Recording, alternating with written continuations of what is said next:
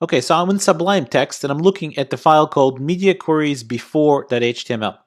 And it's located in the examples lecture 23 folder. Let's take a quick look at the structure of our HTML.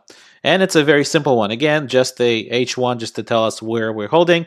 And all we have in our HTML really is two paragraphs. First one is ID'd with P1 and the second one is ID'd with P2. Let's take a look at the styles that we have for these paragraphs so far. As you can see, we're following our own advice and we have some base styling that we're going to apply to these paragraphs before we even get to the media queries. We're not going to pay too much attention to H1, that's just really for our web page to look a little bit more decent. We'll pay attention to the paragraph tags, however. So here we're targeting our paragraph and basically just giving it a border of 1 pixel solid black and giving it a bottom margin of 15 pixels. And then we're distinguishing each paragraph by using the ID selector by giving it a particular color. And the first paragraph is going to be fairly large. It's going to be 300 pixels by 300 pixels. And the second one is going to be a different color and it's going to be 50 pixels by 50 pixels. Well, let's take a look as to what this looks like in the browser. So here are our two paragraphs. One is fairly large, another one's small. Let's take a look at what happens if we make the browser width smaller and smaller and smaller. And as you can see, really nothing happens at all, right? We could go on and nothing is going on. So let's take a look as to what we could do with our media queries. So here I have a couple of sections that I specifically designated for our media queries. The first one is going to try to target large devices only. So what are large devices? Well, large devices in my vocabulary will be anything that is at least 1200 pixels wide. So we'll go ahead and write media query for that. And the min width, right, min width is going to be 1200, and don't forget pixels, and we'll open the curly brace and close the curly brace, and we're ready to target our paragraphs just for devices that are at least as large as 1200 pixels wide. So we'll go ahead and do our first paragraph, and what we'll do is we'll change its width to, let's say, not Windows width, to let's say 80%. So what that will mean is that paragraph number 1 at width 1200 pixels or wider will take 80% of our screen. As for paragraph number 2, we'll make it that its width is 150 pixels, which is a little bit larger than it is, actually 3 times as large, right? Because it was 50 pixels before, and we'll actually change its height to 150 pixels as well, so it'll be a perfect square. Okay, so let's save our file and switch to our browser. Let's reload. And let's take a look. Since our browser now is definitely wider than 1200 pixels, you see that both of the paragraphs actually were affected. Now, how do I know that my browser is wider than 1200 pixels? Well, if I press Command Option I, or on PCs, Control Option I will bring up my Chrome Developer Tools. And now if I start dragging the side of the browser, you'll see in the top right corner that it's showing you the actual size. And you see something else interesting. You see at 1200 pixels, 1214 pixels, and as we go smaller and smaller, when it goes to past 1200 pixels, you see that everything jumps to its original base sizes, right? And if I make it a little bit wider again, it will jump again to the styles that the media query with min width 1200 pixels specified. Let's go back and make this larger again. Okay, so let's switch back to our code and write one more media query, but this time for medium-sized devices. So what are medium-sized devices? Well, medium-sized devices is probably something around 992 pixels and 1199 pixels. Now, where am I pulling out these numbers? Well, I'll tell you the secret. I'm cheating a little bit. I'm pulling them out of the standard ranges, width ranges, that the Twitter Bootstrap framework defines for its different media device sizes. We'll speak about Twitter Bootstrap fairly soon, but for now, our media queries should be minimum width of 992 pixels, and remember that and max width of 1199 pixels. And remember, we're trying to make sure we don't overlap with the previous media query, otherwise we're basically going to end up applying both styles again.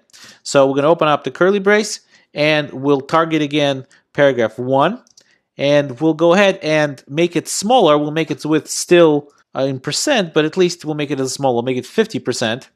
And paragraph number 2 will make its width to 100 pixels. So again, a little bit smaller than for a larger screen size. And the height also will make it 100 pixels. So now you can see that our base size makes the first one 300 by 300, second 50 by 50. If the screen width falls into the range of 992 pixels and 1199 pixels, we're going to increase our size of the first one and we'll make it 50% of the screen. And paragraph number 2 will become 100 by 100 instead of 50 by 50. And if we stretch our browser all the way to 1200 pixels and above, the first paragraph will become 80% of the screen and the second paragraph will become 150 pixels large. And obviously, none of this makes any sense in terms of nice layout. This is really just as an example to try it out. So let's switch to the browser and see how that worked out. Let's make this a little bit smaller so we could see all of them, but still see the screen sizes. And go ahead and refresh it. So we're now at above 1200. As we go a little bit slower to 1200, when we get to a little bit less than 1200, we switch to our second media query, which makes this be 50% of the screen as opposed to 80. If we could go back, we could see the 80% of the screen. That's the 80% of the screen.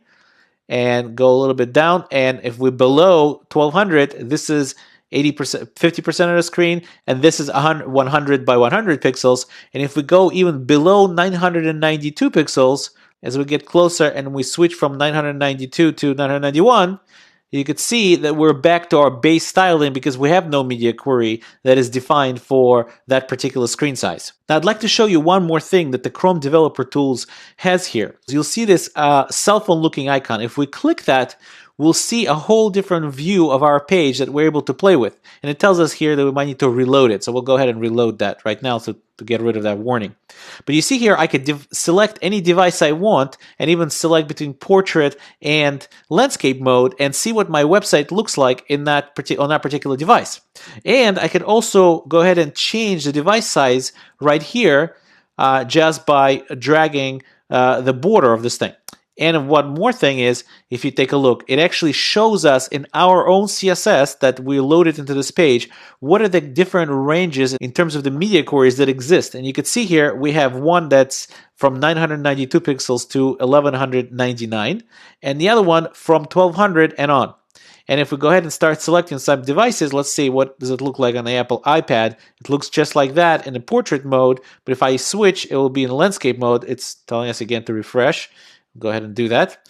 And you can see that we can actually go and see what happens at these breakpoints, and the points between one media query and another one, it's called breakpoints. So we're now going towards our second breakpoint, and when we get there, you see that our first box basically made itself 80%, and I can't remember what the size of that box anymore is, but you see the difference. And if we jump back, now this one is applying, and if we make it even smaller than that, that breakpoint, 992 pixels, and 991 pixels, the breakpoint will change, and now we are back to our base styling.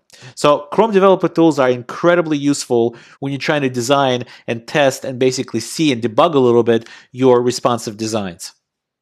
So in summary, we looked at a basic syntax of a media query, and remember it's at media with some media feature in parentheses, or you could combine media features with some logical operator. So here we have media feature in parentheses followed by some logical operator, and in responsive layouts it's usually the AND operator, and then followed another media feature also again in parentheses.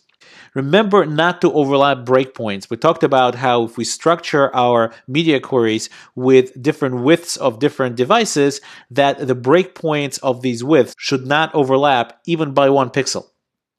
Usually the way you approach this is you provide some base styling and then you change or add to them in each of the media queries. And usually structuring your CSS in this way makes it much cleaner and also much easier to maintain down the line. Next, we're going to speak about responsive layouts.